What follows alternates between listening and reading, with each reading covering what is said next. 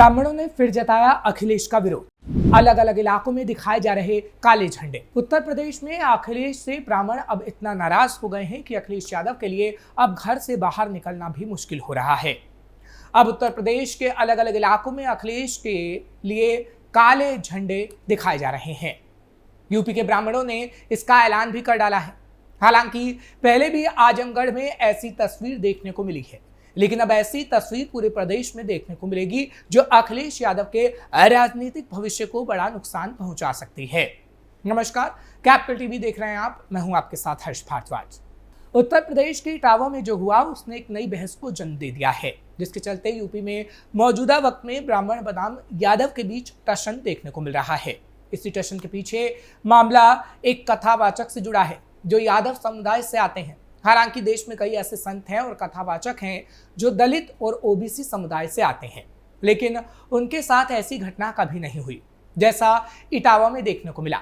हालांकि इस घटना के पीछे कुछ और कारण सामने आए हैं, लेकिन जब तक मामले की जांच पूरी नहीं हो जाती कुछ भी कहना जल्दबाजी होगी। ब्राह्मण और यादवों को लड़ाने की कोशिश। अब सवाल है कि क्या उत्तर प्रदेश में ब्राह्मण और यादवों को लड़ाने की कोशिश की जा रही है? क्योंकि पिछले कुछ साल से इस तरह की खबरें आती रही हैं। पिछले 8 सालों में ये नैरेटिव बनाने की कोशिश हो रही है कि कैसे योगी आदित्यनाथ सरकार के आने के बाद से यूपी में ठाकुरों का वर्चस्व बढ़ा है और ब्राह्मणों को काफी प्रताड़ित किया जा रहा है। दूसरी तरफ इटावा की घटना के सहारे नैरेटिव बनाया जा रहा है कि ब्राह्मण दूसरी जातियों का दमन कर रहे हैं। ऐसे में यूपी की पॉलिटिक्स के केंद्र में वर्तमान में तो ब्राह्मण ही हैं। एक तरफ ब्राह्मणों के हाथ से सत्ता दूर होती जा रही है, तो दूसरी तरफ उनके वोट के लिए राजनीतिक दलों के बीच संघर्ष चल रहा है। ब्राह्मणों का विरोध अखिलेश को नुकसान पहुंचाएगा ही कहा जा रहा है। इसके पीछे क्या तर्क है वो भी आपको बताते हैं। क्योंकि इटावा के गांव में 25 जून को जो घटना हुई, जिसमें यादव समुदाय के कथावाचक के साथ मारपीट की गई, आरोप है कि स्थानीय ब्राह्मण समुदाय के कुछ लोगों को ये नागवार गुजरा कि गैर ब्राह्मण कथावाचक करा रहा है जो यादव था। कथावाचक का सिर के बाल मुंडवाना, उनकी नाक जमीन पर रगड़वाना और माफी मांगने को मजबूर करना, ये बता रहा है कि किस तरीके से जब अखिलेश ने उस यादव कथावाचक का साथ दिया तो ब्राह्मण नाराज हो गए। हालांकि इतना सब होने के बाद भी यादव कथावाचकों से बदसलूकी के मामले में अहिर रेजिमेंट के लोग भारी संख्या में दादरपुर गांव पहुंचने की कोशिश करने लगे थे। पुलिस ने उन्हें रोकने की कोशिश की तो भीड़ ने पथराव कर दिया, जिसके चलते पुलिस ने लाठियां भांजी। कुल मिलाकर अब ऐसी स्थिति बन गई है जो ब्राह्मणों और यादवों के बीच नफरत के बीज बोने का काम कर रही है। ब्राह्मणों का विरोध अखिलेश को पहुंचाएगा काफी नुकसान। इटावा की घटना के बाद समाजवादी पार्टी खुलकर यादव कथावाचकों के पक्ष में उतर गई। सपा प्रमुख अखिलेश यादव ने तो यहां तक कह दिया कि सच्चे कृष्ण भक्तों को अगर कथा कहने से रोका जाएगा तो ये अपमान कोई नहीं सहेगा।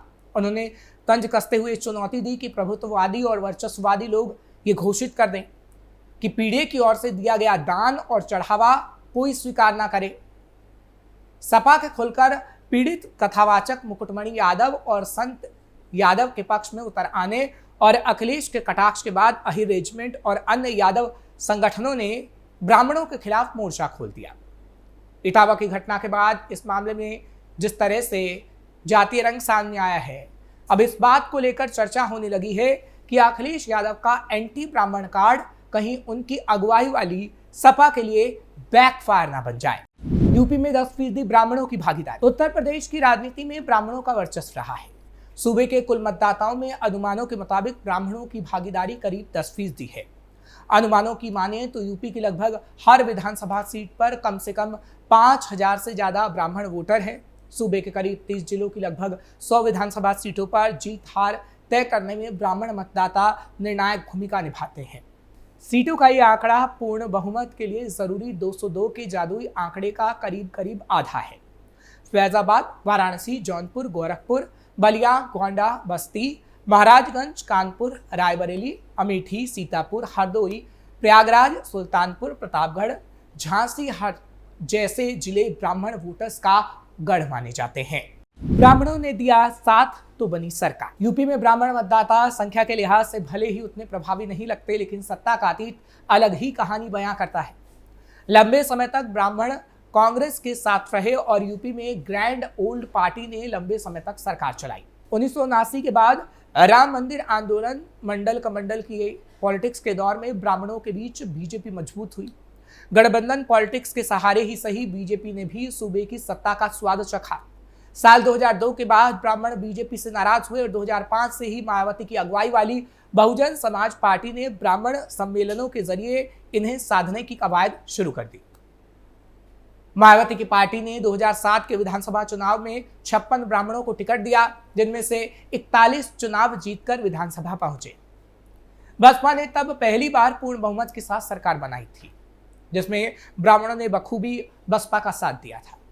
2012 में सपा बड़ी जीत के साथ सत्ता में आई तो कहा गया ब्राह्मणों ने अखिलेश का साथ दिया, क्योंकि अखिलेश यादव की अगुवाई में सरकार जब बनी तो उसके पीछे ब्राह्मण मतदाताओं की काफी भूमिका पाई गई, जिसको अखिलेश यादव ने भी माना है।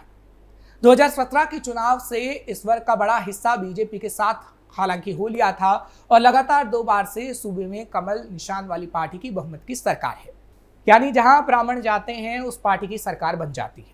और तो और CSDS की एक रिपोर्ट के मुताबिक 2017 के विधानसभा चुनाव में 83% ब्राह्मणों ने बीजेपी के पक्ष में मतदान किया था। इसके उलट सपा को महज 7% ब्राह्मण वोट मिले थे। ये बड़ी वजह थी कि 2022 के विधानसभा चुनाव से पहले हर दल का फोकस योगी आदित्यनाथ की अगुवाई वाली सरकार में ब्राह्मण उत्पीड़न, ब्राह्मणों के साथ हुई आपराधिक घटनाओं और ब्राह्मणों के एनकाउंटर का डेटा बताने पर था। हालांकि विपक्ष को इसका फायदा बिल्कुल नहीं मिला और पिछले चुनाव के मुकाबले 6% अधिक यानी 90% ब्राह्मणों ने बीजेपी के पक्ष में मतदान किया। सपा को मिलता रहा है ब्राह्मण वोट। ब्राह्मण वोटर्स के बीच सपा की सियासी जमीन में मजबूत रही है। छोटे लोहिया, जनेश्वर मिश्र सपा में मुलायम सिंह यादव के बाद नंबर 2 हुआ करते थे। पार्टी ने सांसद चुने जाने के बाद अखिलेश यादव के इस्तीफे से रिक्त हुए विधानसभा में विपक्ष के नेता पद पर माता प्रसाद पांडे के चयन को भी ब्राह्मणों को साधने की रणनीति से जोड़कर देखा जा रहा था।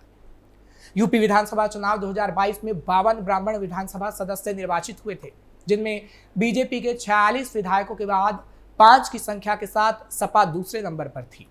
पिछले साल लोकसभा चुनाव में भी सपा ने 4 ब्राह्मणों को टिकट दिया था। इसमें से एक बलिया सीट से सनातन पांडे चुनाव जीतकर संसद पहुंचे थे। पीडीए के साथ ब्राह्मणों को भी जोड़कर नया वोट गणित गढ़ने की कोशिश में जुटे अखिलेश देवरिया में प्रेम यादव की हत्या के बाद एक ब्राह्मण परिवार के 5 सदस्यों की लिंचिंग के मामले में भी खुलकर किसी का पक्ष लेने से बचते दिखे थे। अखिलेश ने प्रेम यादव के परिवार से मुलाकात की तो वे ब्राह्मण परिवार से भी मिलने गए। मुलाकात हुई या नहीं ये अलग बात है। पूर्व मुख्यमंत्री अखिलेश यादव के इस कदम को भी एक वर्ग के साथ खड़े दिखने पर कहीं दूसरा नाराज ना हो जाए, इसका ध्यान रखते हुए बैलेंस स्टैंड के रूप में देखा गया था।